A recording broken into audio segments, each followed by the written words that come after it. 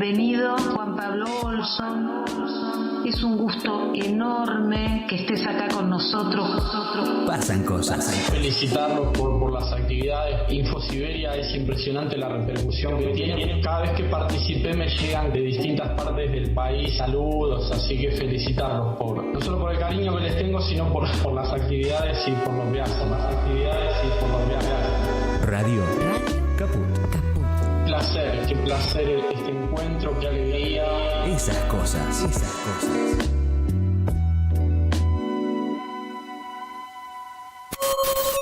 ¿Cómo puedo hacer para escuchar Radio Caput en el celular? Primero lo importante. Prenda el teléfono. Así me puedo acercar a saludarlos y... Abra el Play Store de Google, tipee en el cuadro de búsqueda Radio Caput, Caput con C. No desesperes, es la única que hay. Toque el botón instalar y espere unos instantes. La aplicación de Radio Caput ha sido instalada exitosamente. Busque el icono en su celular. Los quiero mucho, los aprecio y los admiro mucho, lo que hacen, los felicito. Y podrá escuchar la única y reemplazable programación de Radio Caput. Sería un placer para mí, realmente. Radio Caput. En Caput, nada más y nada menos que Víctor Heredia. pasan cosas. Vos lo llamás y decís, ¿a qué hora es? No te preguntan ni sonidos, y carpas, si estamos abajo de la lluvia. Y eso es una cualidad, me parece, que hace a que él sea el poeta que es. Porque tiene ese corazón de ir al lugar donde se lo necesita. Porque para la gente no se olvida nunca más que él fue. A mí la música me parece que las canciones son para decir algo.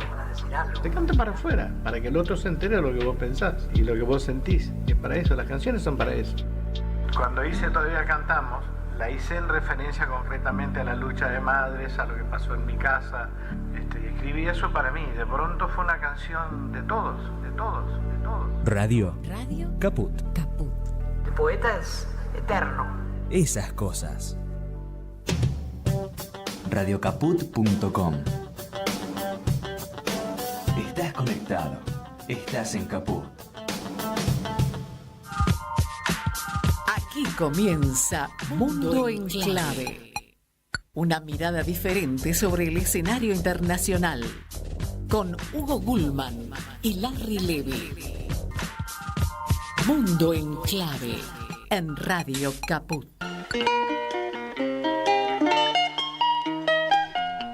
Hola, ¿qué tal? ¿Cómo están? ¿Todos bien? ¿Aquí? Nosotros en Mundo en Clave, haciéndoles compañía durante una hora, charlando acerca siempre de algún país, de alguna región o de algún conflicto, en este intento de mirada diferente sobre el escenario internacional. Como siempre, además de estar en este horario en Radio Caput, luego el programa se repite en la radio pública de Marcos Paz, se repite también en RPD Radio, la 97.5 de Oberá, en la provincia de Misiones, y se repite en Radio Pista Urbana. En los controles, frente a mí, detrás del vidrio, Martín Loza, como siempre, y al lado mío, Larry Levy. ¿Cómo va, Larry Levy? ¿Qué dice usted, Hugo Gulman? ¿Cómo va ese invierno que lo tiene medio ahí acobachado? Sí, me podría tener mejor si no fuera que el gas tiene el precio que tiene. ¿no? Bueno, probablemente, eso está probablemente bien. no lo sufriría. Le cuento tanto. que es en todo el mundo el precio del gas, ya que estamos en un programa que tiene trayectoria o trascendencia internacional, el precio del gas ha subido en todo el mundo. Anotémoslo como tema para tratar. Dale, entonces, dale, ¿no? sí, Los señor. servicios en el mundo, ¿no? Y quiénes se están apropiando de Interesante ellos ese tema, y están utilizando, Claro. ¿no? ¿Y qué países subvencionan su industria y a su gente? Está bueno eso, hay que ponerse a investigar. Dale. Mientras tanto, hoy vamos a hablar de un país que tiene un pueblo, por ejemplo, que es un pueblo museo. El pueblo museo. Y hasta les doy el nombre, mira, me la juego. El nombre es Jolocó, o Jolocó, aunque el acento escrito está en la última O, pero tienen pronunciaciones. Es un país que también tiene algo muy curioso. Yo lo escuché hablar bastante en algún momento de mi vida, durante algunos años, por unas razones familiares, ¿no? Que no vienen al caso, ya, pasaron muchos años. Y vos sabés que cuando un matrimonio que se trataba dulcemente, pero cuando lo conversaba, parecía que se estaban peleando. Era, porque cacofónicamente es muy duro para nosotros, ¿no? Pero, bueno, te contaba de este pueblo museo, que fue declarado por la UNESCO como Patrimonio de la Humanidad desde 1987 y conserva todo el antiguo pueblo formado por 55 casas muy pequeñas, casas tradicionales, conservadas, dispuestas todas alrededor de una iglesia muy modesta, que fueron restauradas exactamente igual que igual que como estaban en 1909, ¿no? O sea que previo a la Primera Guerra Mundial, obviamente, ¿no? Antes del último incendio, la mayoría de las casas siguen habilitadas hoy en día, ¿no? Y está impregnada de un folclore único para dar una ayudita de la Europa Central. Y tiene solamente este pueblo 450 habitantes. Bueno, después tiene comidas muy sabrosas este lugar. Y ¿sabes qué tiene también? Tiene esta música.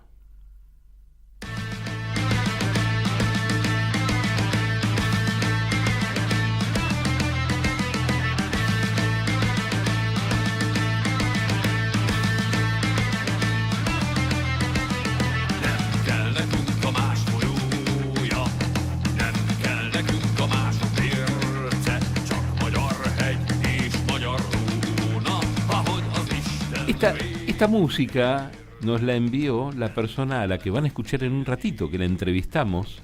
La entrevistamos hace 2 o 3 días. Siempre la entrevistamos el día anterior, pero bueno, hubo unos temas relacionados con horarios, combinaciones horarias, etcétera, ¿no? Y subilo un poquitito. Suena como una marcha, pero...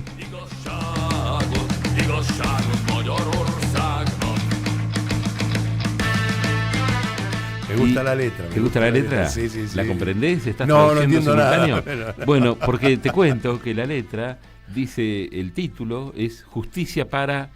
y el nombre del país, no te lo puedo decir, te lo va a decir Larry enseguida. Y la letra dice, no necesitamos los ríos de otras personas, no necesitamos los salarios de otras personas, solo la montaña y el ródano de tal lugar, ¿no? Como Dios lo midió hace mucho tiempo. No necesitamos un cielo extranjero ni una mota de polvo en el mundo.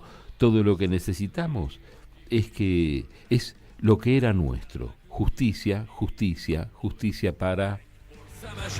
Ay, justo cuando dije el nombre,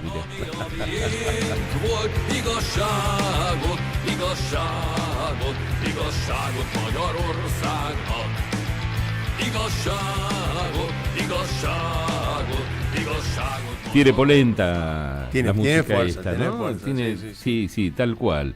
Y bueno, para saber de qué país estamos hablando, lo va a hacer a través de su característica editorial de todas las semanas, Larry Levy. Cuando la mirada occidental y capitalista comenzó a dominar con mayor intensidad el escenario manejado desde los poderes reales, las disputas y los conflictos agregaron un condimento más a la puja ya existente. Ese condimento fueron y son las fronteras, marcando así un dominio territorial que se agregó al concepto diferencial del pueblo-nación y a la religión. Fronteras, creencias y cultura constituyeron desde entonces las herramientas disciplinadoras y reguladoras de la vida de los pueblos. Alianzas, desencuentros, dominaciones, liberaciones, reinos, regentías, condados y otras formas de organización social y política resultaron del encuentro entre clanes, aldeas, pueblos, ciudades y grandes metrópolis. Todas estas alternativas hicieron desaparecer y también resurgir estados a través del tiempo.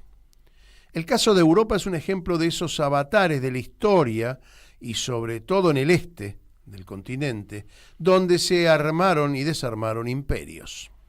Pero hoy, con un capitalismo en decadencia, con miradas diversas sobre la función del Estado y con muchas tensiones territoriales, aún sigue vigente y en discusión las identificaciones nacionales frente a las tendencias globalizadoras.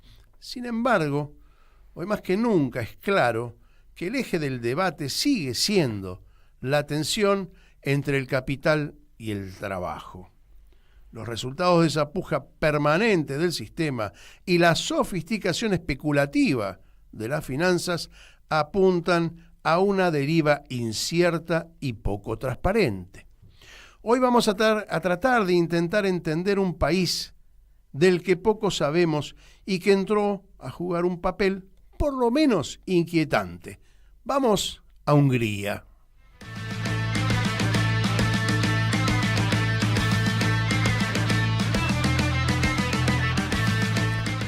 Fascinante país, desde todo lo que tiene como historia, como arquitectura para recorrer, e inclusive lugares turísticos preciosos, ni que hablar de la gastronomía. Pero bueno, con la gastronomía es algo con lo que nos enganchamos todas las semanas en todos los programas. Así estamos de gordos, ¿no? Porque cada país tiene sus propias características, sus propias tradiciones y siempre es lindo probar cosas nuevas, ¿no? Aquí las probamos en la imaginación, en los deseos, porque seguimos en Buenos Aires, lamentablemente. ¿Habrá pero alguna asociación húngara que nos invite varias. A comer? Dale, que nos inviten a comer, no sí, lo sé, pero hay varias. Vamos a intentar. Hay varios restaurantes húngaros, hay clubes húngaros, hay algunos muy tradicionales en la zona de Martínez, hay otro en la zona de Valentina Alsina, que no sé si todavía está, cada uno con características diferentes, algunos más amplios ideológicamente, otros que se han armado con las comunidades húngaras nazis que huyeron de Hungría luego de la guerra, ¿no? Digamos, tienen algunas diferentes características, pero hay algunos que son amplios, reciben todo tipo de socios. Sería, ¿no?, bueno, antes de cada programa tratar de investigar y tratar de ir a comer y probar. Así podemos dar mayor mayor descripción fidedigna de lo que hablamos. Hacer, ¿no?, una explicación, hacer una degustación mayor. Ahí está. Nosotros, no para degustación, sino para conocer un poco más acerca de lo que tiene que ver con la política, con la economía, con los vínculos internacionales y geopolíticos de Hungría, acudimos a András Esquivel. Es un hombre muy joven, nacido en la Argentina, pero que vive en Hungría, aunque transcurre parte de su vida también en Dinamarca. Él es informático, pero además es analista internacional. Y desde allí, desde Europa, hizo estos análisis y nos dio estas opiniones que se las transmitimos ahora a partir de este momento. András Esquivel, muchas gracias por recibirnos a distancia. Antes que nada, la primera pregunta siempre arrancamos por la situación del país. ¿Cómo está Hungría actualmente? Bueno, Hungría actualmente tiene una posición muy amplia en cuanto a lo que está sucediendo actualmente, porque es una muy buena pregunta, ya que el gobierno húngaro, Viktor Orbán, está tratando de llevar al mundo a la paz, lo que significa que se está juntando con Xi Jinping, con Trump. Estuvo también ahí en el Parlamento Europeo, en el Consejo Europeo ayer en Inglaterra, donde dejó bien en claro lo que obviamente va a buscar Hungría y lo que quiere para el futuro. Y sin contar que se juntó con Putin también. En ese sentido, Hungría, en cuanto a la sociedad, hay una parte que lo ve muy bien y otra parte que, por miedo a Putin, por el tema de la Unión Europea, y que en la Unión Europea hay una línea bien marcada, donde existen los globalistas y los nacionalistas que van más por Putin y los globalistas que van más con Ursula von der Leyen, que ganó ayer justamente, y que también Orbán dijo un par de cosas sobre eso, lo cual genera algo ¿cómo explicarte? Como una sorpresa también para la sociedad en sí misma, porque estamos llegando a la paz. El tema es que hubieron diferentes comentarios, muy bien sabemos que a Hungría la quieren vetar, entonces hay 7 países que están apoyando ese veto: Dinamarca, Estonia, Lituania, Dinamarca justo, Finlandia y, si no estoy equivocado, Alemania, pero no olvidaron ningún país, en el cual están buscando callar a Hungría, obviamente, por este acuerdo y esta misión de paz que está queriendo hacer. Decime, desde el punto de vista europeo, estás hablando del veto y eso es importante porque de alguna manera quieren, según tengo entendido, desplazar a Orbán y a Hungría de la presidencia pro tempore del Consejo Europeo, pero no lo lograron. Entonces proponen boicotearlo. ¿Cuál es la respuesta de Orbán a esa propuesta de boicotear a Hungría? Y yo creo que Orbán está bastante tranquilo porque tiene el apoyo de varios países. Ayer o hoy, no recuerdo cuándo, el presidente de Eslovaquia comentó un poco de que no saben por qué a Hungría lo juzgan si es un país que quiere debatir, lo cual nosotros lo vamos a apoyar. Así como los países del Grupo de Visegrad. Bueno, en el Grupo de Visegrad está Eslovaquia, Polonia, República Checa, que son países que lo mantienen a Orbán tranquilo y obviamente esperando que Trump gane en Estados Unidos, porque eso va a depender mucho. Justo, bueno, la presidencia de pro tempore terminará el 31 de diciembre, pero hay que ver qué pasa si gana Biden u otro candidato republicano. Claro, la probable llegada de Trump de alguna manera lo está fortaleciendo a Orbán en este momento. Por supuesto, porque, digamos, Trump actualmente es como la cabeza de un nacionalismo conservador en todo el mundo. Bueno, podemos mencionar a Bolsonaro también, o incluso a Milei, que no sé qué hace Milei ahí, pero eso es otro debate. Pero sí están bastante confiados porque, digamos, imaginemos que Orbán consigue la paz en Europa, porque se juntó con uno, con este, con el otro.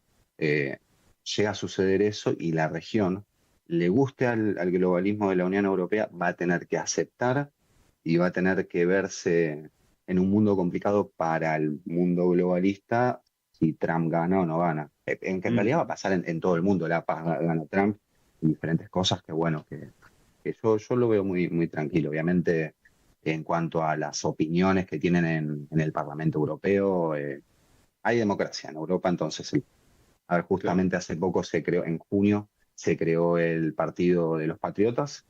Hungría, República Checa, Austria, Polonia, Francesc Bardella también, que están tratando de llevar a Europa hacia otro lado, un lado más nacionalista, o como dice Moreno, nacionalismo, pero de exclusión. Esa es otra cosa que, bueno... Hay que aclarar que András tiene vínculos con Guillermo Moreno aquí en la Argentina, y eso lo hace tener también una mirada transversal de lo que pasa en el mundo y lo que pasa en la Argentina. Ahora, Orbán y Hungría pertenecieron a la égida de la Unión Soviética y por ende muchos de los países que pertenecieron al bloque de alguna manera rechazan a Rusia, ¿no? Y se hacen eco también de esa demonización que hace Europa de Putin. Sin embargo, Orbán tomó la iniciativa de encontrarse con él. ¿Cómo repercutió dentro de Hungría el encuentro de Putin con Orbán? Bueno, en la capital, como siempre sabemos, como en todas las capitales pasa lo mismo, quejas, enojos, como pasa siempre, pero por la posición nacionalista conservadora de Putin. Hoy quizás Budapest es una ciudad un poco más progresista. Fuera del país la gente está muy contenta, en ese sentido no hay quejas, porque también el Fidesz, el Fidesz-KDNP, que es la coalición que ganó las últimas elecciones de 2022 con amplia mayoría, están tranquilos porque la gente confía y obviamente hacen acuerdos con todos. Tratan en este mundo actual, tratan de llevarlo todo para el mismo lado. Lo que sí, los progresistas de Budapest o los globalistas, los otros partidos, Momentum, MSP, esos partidos están un poco asustados porque Orbán no solo se juntó con Xi Jinping hace un par de semanas, sino que se juntó hace un par de meses en el cual consiguió 20 acuerdos, uno de los cuales es la construcción de un tren que va desde Budapest hacia el aeropuerto de Budapest, al aeropuerto Liszt-Ferenc, en el cual le va a generar muchas facilidades. Se hicieron otros acuerdos más de tecnología, industria, que en ese sentido yo me pregunto si los progresistas de Budapest o los globalistas de Budapest dicen, che, este tipo nos está sacando hasta los comunistas, ¿qué hacemos? Pero, sí, está quitando cierto argumento, sí. ¿Y quién le está proveyendo el gas, por ejemplo, a Hungría? ¿Lo recibe a través de Turquía, triangulado con Rusia también, como Alemania, como algunos otros países? Hay un acuerdo, se recibe, pero es muy... A ver, hay diferentes sanciones, eso también hubo una pelea en los años anteriores, después de que empezó la guerra, de que la Unión Europea se quejaba que Hungría seguía recibiendo gas ruso, que bueno, peleas como suele pasar. Por el sur de Hungría viene el caño, digamos, de Rusia, lo cual en ese sentido hubo un escándalo muy grande, pero bueno, al día de hoy, como siempre, bueno, se lleva de un lado del otro, pero... Hungría tiene buenas, o por lo menos intenta tener buena relación con Rusia, con China, dos países que son, digamos, objetivo de críticas por parte de Europa. Pero Hungría también forma parte de Europa y tampoco quiere desprenderse de ese, digamos, de ese bloque occidental. ¿Eso no le ocasiona contradicciones en el funcionamiento? Hoy, ejerciendo la presidencia pro tempore del Consejo Europeo, debe tener una resistencia muy fuerte políticamente hablando, ¿no? Ahora, la pregunta es ¿qué opinan dentro de Hungría? Bien dijiste que la izquierda es como que le están quitando los argumentos al tener la relación con Rusia y con China, pero sin embargo no deben estar lejos de coincidir en lo positivo de esas relaciones. ¿No crea mucho conflicto dentro de Hungría la posición de Orbán? Crea conflicto, pero también crea como que el dominio ruso estuvo durante muchos años en el periodo comunista, primer intento 1920, segundo intento 1945 que duró hasta el 89, en el cual el Partido Globalista MSP de Hungría fue parte de su gente, los tipos de antes, fueron parte de ese gobierno, lo cual hoy dicen, che, pero nos sacaron a los rusos y ahora ¿qué hacemos? Entonces van hacia el Parlamento Europeo, que obviamente en el Parlamento Europeo existen partidos de la oposición donde funcionan y hablan, lo cual lo que es la conversación del comunismo no la llevan, digamos, hacia un lado 100%, porque por ejemplo uno puede hablar con alguien del Fidesz y decirle, pero vos decís que no hay que hacer acuerdos con los comunistas, pero vas y haces acuerdos con los comunistas, como pasa, con Milei, que tienen un lenguaje parecido con Milei en ese sentido. Pero sí, no hay, digamos, una cuestión, puedo explicar, una cuestión de qué hace la oposición, porque prácticamente la oposición no gana en Hungría, no hay gobierno de oposición de izquierda o progresismo desde el 2010. ¿Por qué? Porque los políticos de la oposición húngara se vieron tan complicados porque dejaron un gobierno desastroso, se vieron tan complicados que después Orbán empezó a acaparar lo que ellos habían logrado, pero positivamente. Orbán hasta el día de hoy mantiene los servicios públicos, hace poco se habló de empezar a privatizar los trenes, un porcentaje de acciones, pero sí es una gran pregunta que bueno. De alguna manera es un poco raro, ¿no? Porque no sé cómo es el vínculo que tiene Orbán con Meloni, por ejemplo, en Italia, o con otros líderes de la derecha. Con Milei particularmente, pareció que Milei intentaba un mayor acercamiento que el que recibió de Orbán, por lo menos en los primeros meses de gobierno. No sé cómo está visto Milei desde Hungría o desde el gobierno. Y lo que es Argentina está visto, digamos, lo que son las noticias en general, o lo que llega y lo que uno puede llegar a hablar. Cuando Milei estaba a punto, digamos, de presentarse en el 2021, ya se decían un par de cosas, pero no al 100%, es como que se lo tapaba un poco. A ver, la gente de Milei internacionalmente es la misma gente que tenía Macri, Entonces en eso tampoco, viste, se preocuparon mucho en ese sentido. Lo que es Meloni, por ejemplo, la aceptan en el Consejo de Conservadores, pero dicen que tiene un poco de conversatorio progre en algunas cuestiones. Eso es lo que dicen.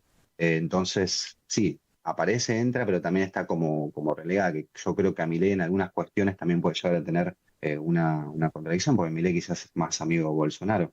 Hay que ver qué pasa. Bueno, Orbán fue a la asunción de Milei, estuvo en la Casa Rosada, que eso me pareció muy loco, pero también estuvo Zelensky, el presidente de Ucrania, lo cual uno lo puede tomar en el sentido de Orbán fue porque es amigo de Milei y trata de acercarse en ese lado, fue a tratar de hablar de la guerra. Eso fue lo que se comentó acá, András, que el encuentro de Orbán con Zelensky o la venida de ellos dos a la asunción de Milei no fue por Milei, sino para encontrar un lugar donde poder conciliar o acercar posiciones. Pero ahora te pregunto también porque si uno mira el mapa de Hungría, su ubicación, está en una zona que fue muy conflictiva, sobre todo en la zona occidental y sureña, que es Croacia, Serbia. ¿Hay alguna repercusión de los conflictos o alguna prevención política en su vecindad con Croacia y con Serbia? A ver, históricamente, si hablamos de las fronteras actuales de Hungría, ahora está todo más que bien. Quizás en Serbia tienen la frontera de que son 200 kilómetros más o menos, donde tienen el muro para no dejar pasar a los inmigrantes ilegales, pero los límites actuales no son los límites que fueron durante 1000 años. En ese sentido, los pueblos siempre tuvieron contacto entre sí, tuvieron voz, tuvieron lugares para estar y todas esas cuestiones que existían anteriormente, pero después de 1920 del Tratado de Trianon, bueno, fue, digamos, separada. Pero después los países siguieron teniendo, digamos, contacto político, no tanto quizás con Yugoslavia, por ser un socialismo diferente al socialismo de la Unión Soviética.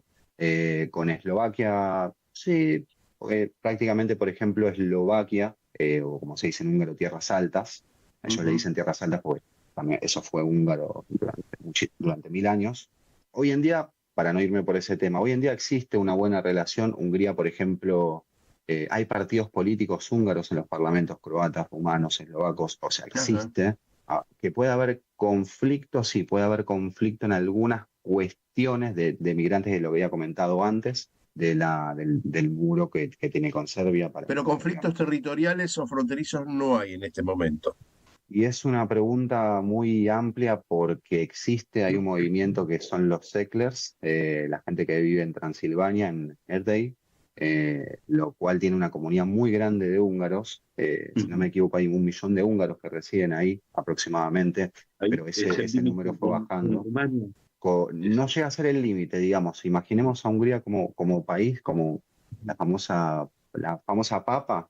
Si uno ve el mapa regional de Hungría, uno si amplía un poco más ve los bordes de la cuenca de los Cárpatos, donde se ve, digamos, lo que fuera la Gran Hungría. Este grupo está más en el centro de los Cárpatos. Es como una isla que se encuentra a varios kilómetros de la frontera con Hungría. Hay un partido político, hay una bandera, es azul y amarilla con una luna y una estrella, que es la bandera de la gente que vive en Transilvania, los Settlers, los cuales siguen manteniendo ¿cómo puedo explicar? Su pasión húngara, porque en realidad toda la historia fue así. ¿Pretenden ser parte de Hungría en sus entrañas, digamos? Pretenden, yo creo que pretenden, por lo que se ve, digamos, pero es muy difícil, porque, por ejemplo, si uno quiere recuperar esa parte, que lo pueden hacer, tiene que ir a un referéndum, pero entre 300.000 y 1 millón de húngaros contra millones de rumanos, va a ser difícil. Y no van a gastar balas en Chimango como para decir, hagamos el referéndum ahora y nos va mal. Entonces yo creo,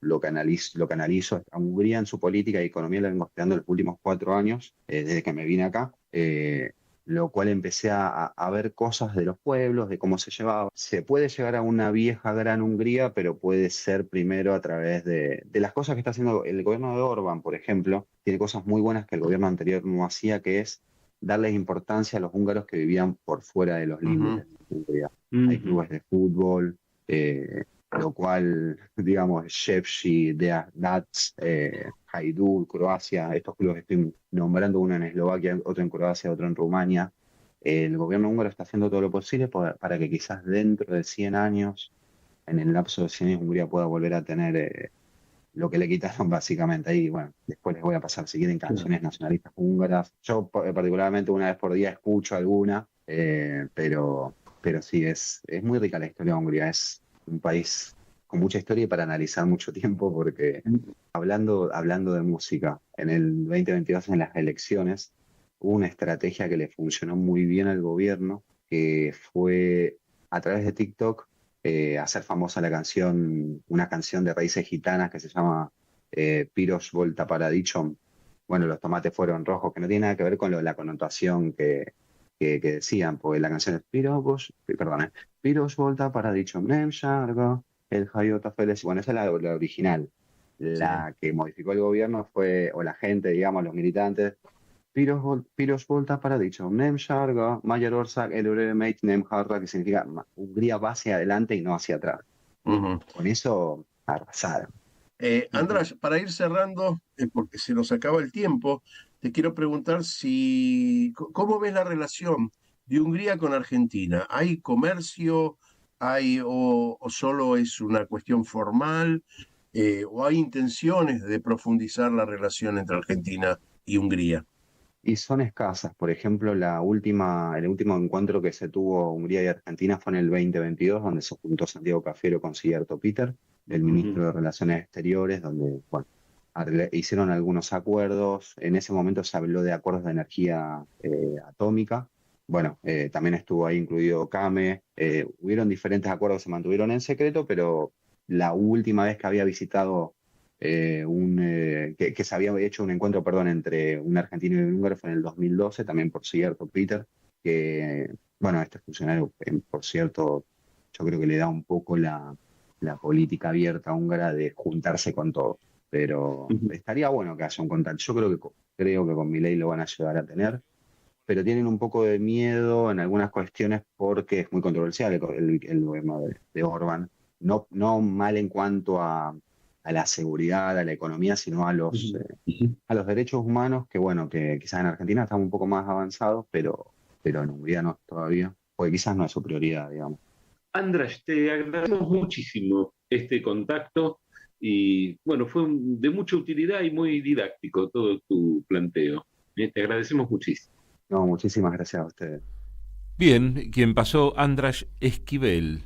Pasó por Mundo en Clave, es informático, es analista internacional, hace ya unos cuantos años que está viviendo en Hungría, algo repartido porque también pasa algunas temporadas en Dinamarca. Con un poquito de atraso vamos a la pausa y enseguida seguimos con más Mundo en Clave. Enseguida volvemos con más Mundo en Clave, siempre en Caput. Mandanos un WhatsApp.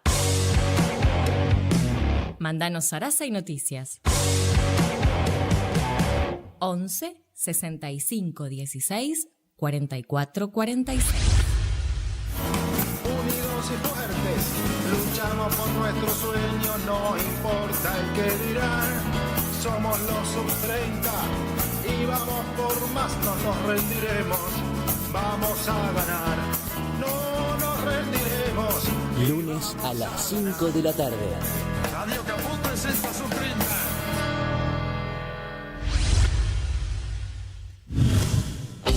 Un pueblo sin piernas pero que camina. Columna vertebral. Estamos atrapados en la misma red. No vamos a quedarnos tirados en el piso sin intentarlo todas las veces que sea necesario. Columna vertebral. Todos somos héroes anónimos. Los lunes a las 6 de la tarde. En Capó. Manda un mensaje de WhatsApp al 11 3205 8813. Infosiberia. Las noticias en tu celular. Manda un mensaje de WhatsApp y recibilo gratis todas las mañanas. Infosiberia. Las noticias en tu celular.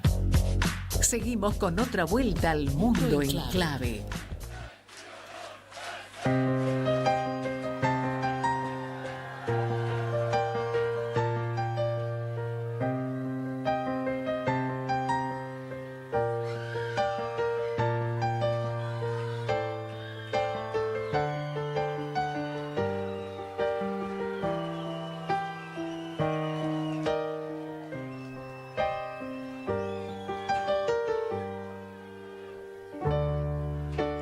Annyi mindent kéne még elmondanom, s ha nem teszem, talán már nem is lesz rá alkalom,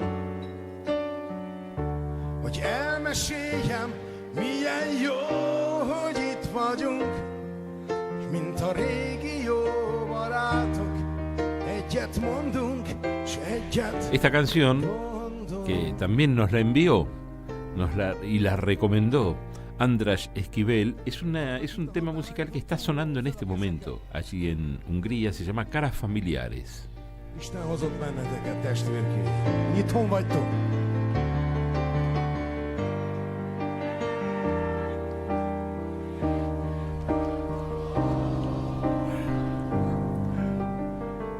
Hay linda música, después vamos a cerrar con el programa como siempre con algo más tradicional, pero bueno, esta que pasamos ahora y la anterior son canciones que están sonando en este momento, en ese lugar del que tienen uno de los vinos más caros del mundo, de los más seleccionados del mundo, de los más famosos, además se llama vino Tokaj. Ajá. Lo busqué aquí en Mercado Libre y oscilaba entre 300.000 más o menos pesos una botellita, hasta 600.000. ¿Pesos argentinos? Pesos argentinos. Pero las botellitas son de medio litro, son botellitas chiquitas. Yo lo tomé ese vino hace años. Uh-huh. ¿Y a qué se asemeja? No sé, porque tinto. La verdad que yo no sé. Si te dijera cuánto sé diferenciar un vino de 12.000 pesos de uno de 40.000, te mentiría, no lo sé diferenciar. No, pero me refiero, entonces parecido al Malbec, parecido a algo. Es vino blanco. Vino blanco. Es un vino blanco. Es un vino blanco suave, aunque hay algunas versiones también un poquito más fuertes, ¿no? Uh-huh. Vino Tokaj.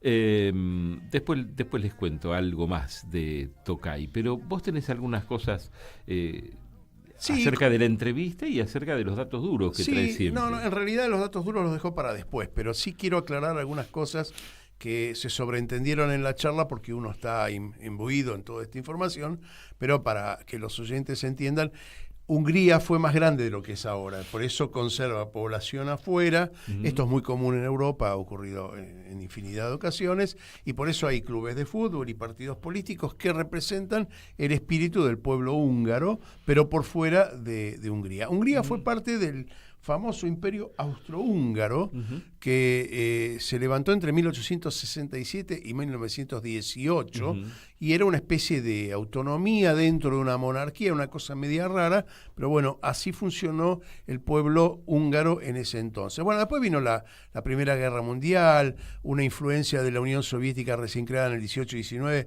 pero que duró muy poco tiempo, y después vino lo que se llamó el Reino de Hungría, entre 1920 y el 46, que fue un régimen bastante autoritario en alianza con el eje de la Segunda Guerra Mundial, hasta que, bueno, en el 49, como fruto de esa repartija que se hicieron los vencedores, entre comillas lo digo, de la Segunda Guerra Mundial, el mundo fue tomando otras dimensiones y quedó bajo la órbita del régimen de la URSS, ¿no?, de la Unión Soviética, entre el 49 y el 89. Cuando empieza la democracia, la transición hacia la democracia, en el 89 y hasta hoy.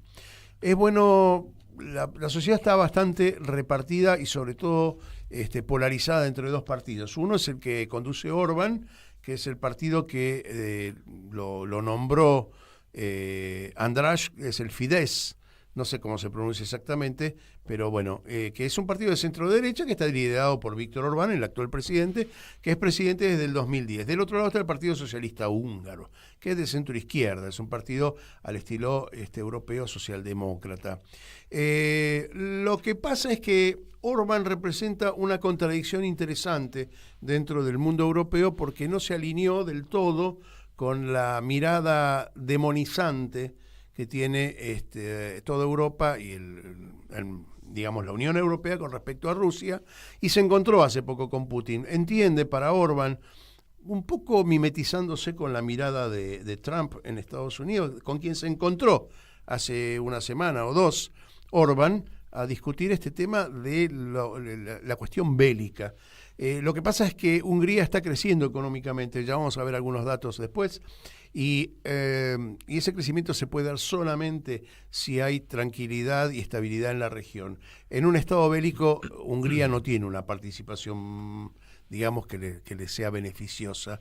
Y bueno, esto le trajo muchos problemas a Orbán, porque es parte de la Unión Europea desde, creo yo, 2004, 2005, por ahí, cuando se asoció, fue recibido como miembro pleno, y todas estas iniciativas de encontrarse con Putin, con Trump, la Unión Europea dice, esto lo está haciendo Orbán en forma personal, no representa a la Unión Europea, a pesar de que el Consejo Europeo hoy está presidido por 6 meses hasta diciembre por Víctor Orbán.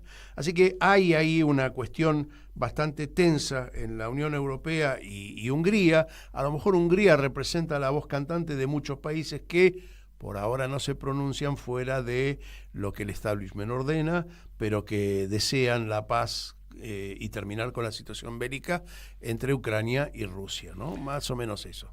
Bueno, probablemente ayude a muchos países que no se animan a oponerse a las decisiones de la OTAN, pero que no les conviene la guerra. En definitiva, no sé a quiénes les conviene la guerra, porque las inversiones que están obligados a hacer en armamento y otras cuestiones vinculadas con la seguridad, sumado a los precios más altos que tienen que pagar por la energía, me parece que a nadie económicamente, a Estados Unidos, a los vendedores de armas le conviene nada más. Y a Estados Unidos, que con eso, digamos, se queda con el monopolio del gas, etcétera, etcétera, por lo cual Europa hoy está pagando impuestos mucho más caros y servicios mucho más caros, ¿no? El caso del gas y la energía es el punto crítico para no permitirles el crecimiento que venían teniendo antes de la guerra de Rusia-Ucrania, ¿no? Bueno, te cuento que, por ejemplo, hay un puente que se llama el Puente de las Cadenas, ¿no? Y el Puente de las Cadenas, el Lánchid se llama, o Lánchid, es el primer puente de Budapest. Y las obras tuvieron lugar entre 1842 y 1849. Antes las travesías del Danubio se hacían sobre hielo en invierno y sobre puentes flotantes o en barcos en verano. Y en aquella época la construcción de este puente simbolizaba el primer paso hacia la unificación de Buda y Pest. Sabés que el río Danubio divide, o sea, está en Budapest, pero la ciudad está dividida en dos partes, Buda y Pest. Bueno, este puente los unió. Fue destruido durante la Segunda Guerra Mundial y se volvió a reconstruir de manera idéntica en 1949. Tiene lugares muy interesantes. Tiene, por ejemplo, un castillo de 1730 aproximadamente, donde un conde, uno de los mayores señores de Hungría, comenzó a construirlo. Y en el siglo XIX el castillo se convirtió en la residencia real favorita de la famosa emperatriz Sisi, ¿no? Y pasaba más tiempo ahí que en Viena. Y luego de la caída del Imperio Austrohúngaro, el castillo se convirtió en la residencia de verano del regente húngaro Miklos Horthy. Y después tiene... después te cuento, vamos con algunos datos duros, porque te podría hablar de la gran sinagoga de Budapest, que es la segunda más grande del mundo. Tienen termas, tienen el Parlamento que... Te cuento del Parlamento. Dale, contame, es apasionante esto. Sí. Dale. Fue construido en 1885, ahí comenzó la construcción, concluyó en 1902, y según algunos diseños de un arquitecto importante de la época, tiene casi 700 habitaciones, 20 kilómetros de escaleras. Cuando vos ves estos números decís, pero ¿por qué se invertía tanto para esto, no? 20 kilómetros de escalera, 40 kilos de oro, 265 metros de largo, 96 de ancho. Sigue siendo el edificio más grande del país e inspirado en el famoso Parlamento británico de Westminster, sigue albergando a los parlamentarios de la Cámara Baja, ya que la Cámara Alta fue abolida. Desde el año 2000 alberga todos los emblemas reales de Hungría, como la corona, el cetro, la manzana del reino y la espada. Es un lugar increíble, con una arquitectura hermosísima que tiene partes de barroca, partes de renacentismo y de neogótico. Toda la construcción que hay construcción muy antigua, mucha que fue destruida durante la Segunda Guerra Mundial, pero que fue reconstruida posteriormente de manera idéntica, tal como otros lugares que referíamos hace un ratito. En fin, hay lugares hermosos para visitar allí, pero si te parece vamos con algunos datos duros, Larry. Bueno, a ver, superficies. La superficie de la totalidad de Hungría de hoy, de acuerdo a los límites, se acerca mucho a la provincia de Catamarca, como para tener una idea. Mientras que, la Argentina tiene casi 3 millones de kilómetros cuadrados. Estamos hablando de 100.000 kilómetros cuadrados. Población. La población es de 9 millones, casi 10 millones de habitantes en el 2023. La Argentina, 46 millones de habitantes. Presta atención a estos números, porque esta diferencia da también con respecto al bienestar económico que tiene en este momento Hungría. Hungría tiene un PBI en dólares aproximada a 180.000 millones de dólares, mientras que la Argentina tiene 450.000. Esto datos del 2023, ¿sí? Ya lo dije en otros programas, el 2024 no lo cuento todavía, no tenemos números consolidados y con este gobierno y su economía estamos bastante complicados. Bueno, pero fíjate vos qué interesante que con esa población menor, con ese porcentaje menor de PBI, tiene un ingreso per cápita mayor que la Argentina, casi el doble, o 3/4. Ellos tienen un ingreso per cápita en dólares de 17.300 dólares contra la Argentina 9.800. Datos del 2023. Es interesante que casi nos duplica en ingreso per cápita. No sé cómo es la distribución de la riqueza. No pude investigar cómo está repartida la torta húngara. Pero bueno, a ver, el crecimiento del año pasado de Hungría fue del 4% y el nuestro de Argentina el 2,5%. ¿Qué porcentaje utiliza y usa o destina a la educación Hungría de su Producto Bruto? Es casi el 5%, casi como en la Argentina. Y el porcentaje destinado a la salud es menor que en la Argentina. Curioso. Ahora bien, con respecto a la deuda externa, ellos deben 120.000 millones, que es más o menos el 70% de su Producto Bruto. Y nosotros, hasta el 2023, por supuesto, teníamos una deuda externa de 271.000 millones de dólares, el 60%. Hoy estamos cerca del 100% si no pasamos. Yo creo que ya pasamos el 100% de la deuda externa. Exportan, fíjate vos, en miles de millones de dólares, 125.000 millones de dólares exportan, mientras nosotros en Argentina 80.000. Es decir, bastante menos nosotros, un cuarto menos nosotros. Exportan. Importan 120.000, nosotros 65.000, la mitad. Ahora, el saldo comercial de ellos es muy bajo, 5.000 millones, el nuestro 13.000 millones. Es decir, nosotros tenemos un poquito más de valor agregado, ¿sí? Ellos tienen un poquito menos de valor agregado, pero tienen el doble casi de exportaciones. Ellos producen automóviles, producen energía también, ¿no? Partes de vehículos, maquinaria eléctrica, equipos de transmisión de datos y productos farmacéuticos. Esta de productos farmacéuticos es una constante en casi todos los países de Europa, ¿no? Que tengan laboratorios con producción de medicinas. Para el tercer mundo. Para exportación. Para exportación en general, sí. No, pero la mención de las exportaciones quiere decir que tiene una industria creciente. Mientras que nosotros tenemos una industria que está hoy en la Argentina, 2024. Ya desde el 2023 veníamos bastante pobres, pero digo, la del 2024 es una ocupación del 40% de la capacidad industrial.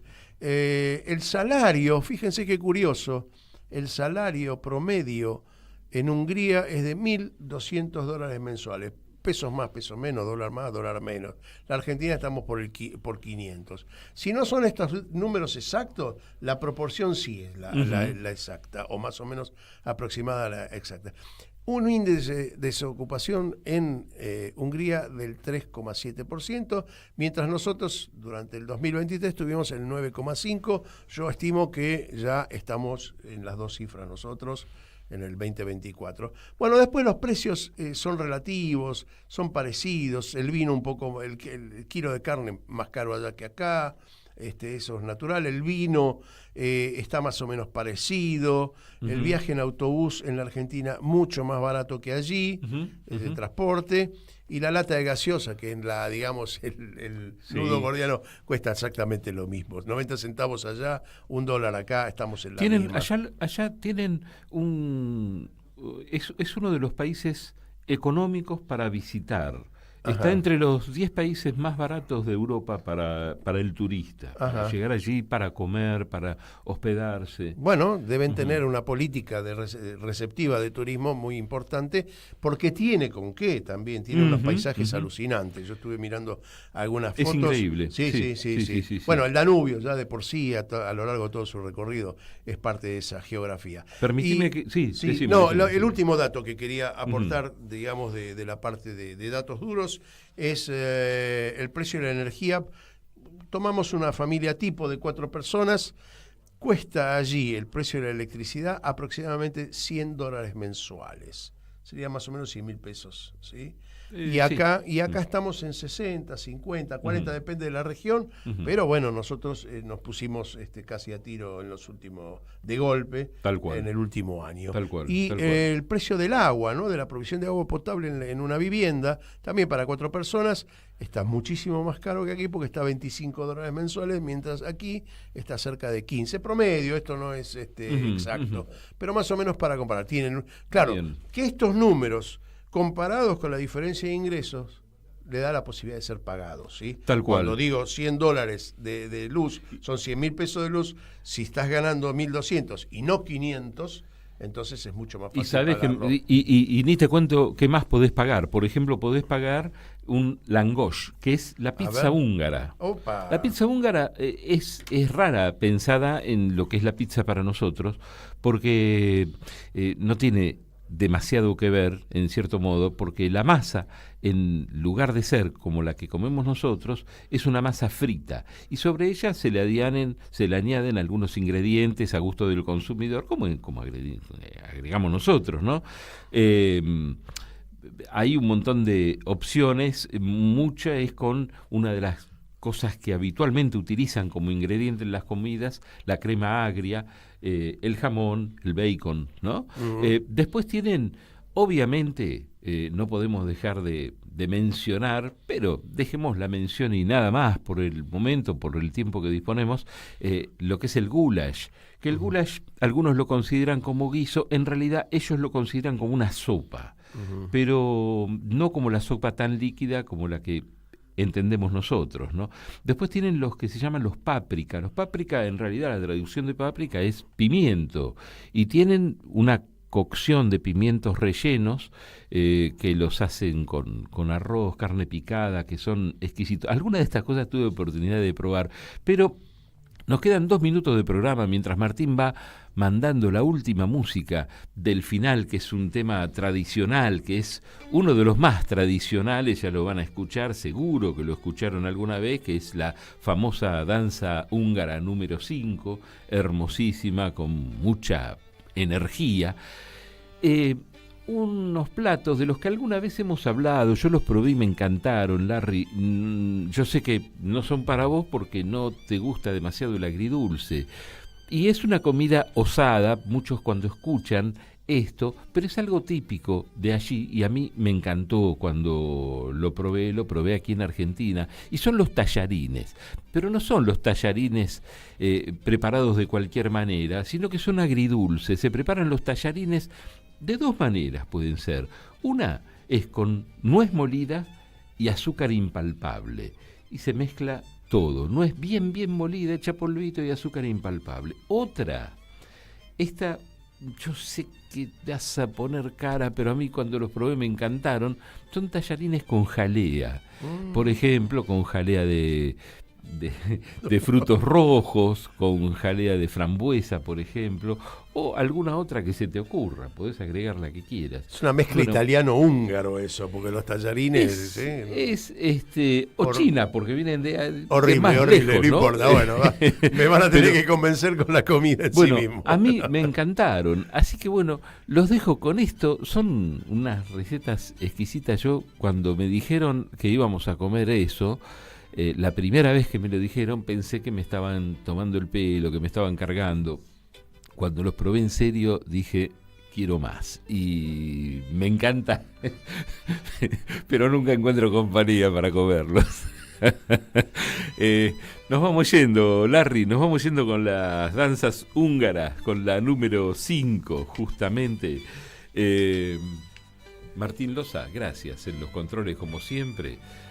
A toda la gente de Mundo en Clave, a toda la gente de Radio Caput, por supuesto, y también a toda la gente, tanto la audiencia como todos quienes gestionan la radio pública de Marcos Paz, la radio de Oberá Misiones, la RPD Radio, la 97.5, y por supuesto también Radio Pista Urbana.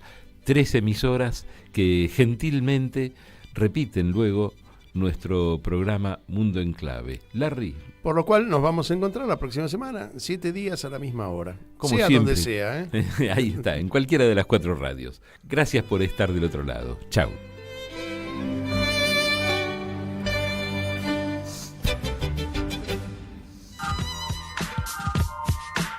Aquí termina otra edición de Mundo en Clave. En Caput había un viejo. pasan cosas. Dice así: si uno tiene un amor, una muchacha, una cosa que le anda por la piel por todas partes, digamos Buenos Aires, digamos un octubre, un poema, y pasa algo, ocurre que viene el mal, la peste, una desgracia, los cretinos mascadores de chicle, oleadores de todo lo que crece, un yanqui hijo de puta, los cretinos mascadores de chicle, para ser más precisos a matarla, un yanqui hijo de puta. Entonces ya no se puede hablar así nomás, es necesario odiarlo, destruirlo, hay que pelear con rabia, encontrar la manera de acabarlo, salirles al encuentro como sea y además decir, como un rezo, casi obligado.